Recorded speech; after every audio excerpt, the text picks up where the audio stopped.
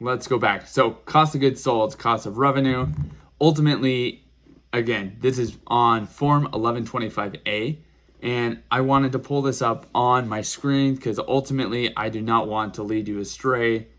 So I was going with the accounting definition, but ultimately your cost of goods sold is your beginning inventory for the year plus purchases and taking into account your cost of labor. 263A costs are associated with depreciation and other costs, and figuring out what that info is as a total, because that is your cost of rendering the service, which is your purchases, your cost of labor and depreciation and other costs, which are transportation, etc. And that results in your ending inventory, and then you subtract to get your cost of goods sold. So ultimately, your cost of goods sold is all about the cost associated with the good or service that you're providing. So, and cost of goods sold across every accountant varies drastically. There are accountants that report information up here that should be in operating expenses and vice versa.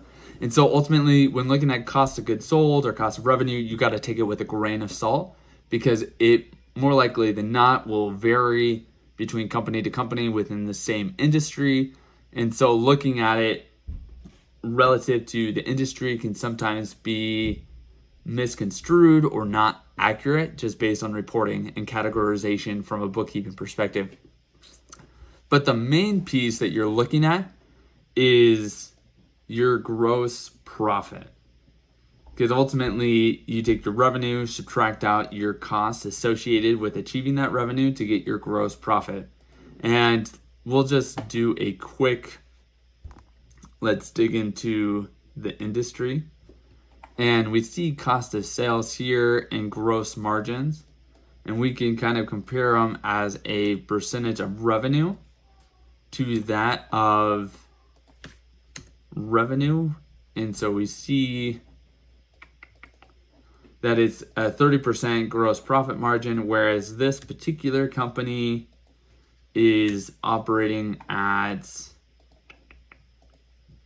a 57% gross profit margin. So we can just tell right here that there's a difference in how cost of goods sold and cost of revenue is reported relative to the industry. So it's important to take with a grain of salt how cost of revenue and cost of goods sold is assessed. And when you're looking at a particular company to buy, you want to dig into this line item and ensure that what is being reported, you can kind of extrapolate out and see the trends on inventory purchases, on cost of labor, because you want to see kind of what the trends are. That's what financial statement analysis is you're looking at trends. So that is cost of revenue, or in other words, cost of goods sold. So when you're buying a business, it is important to understand what cost of goods sold is and how it's being calculated and how it varies over time.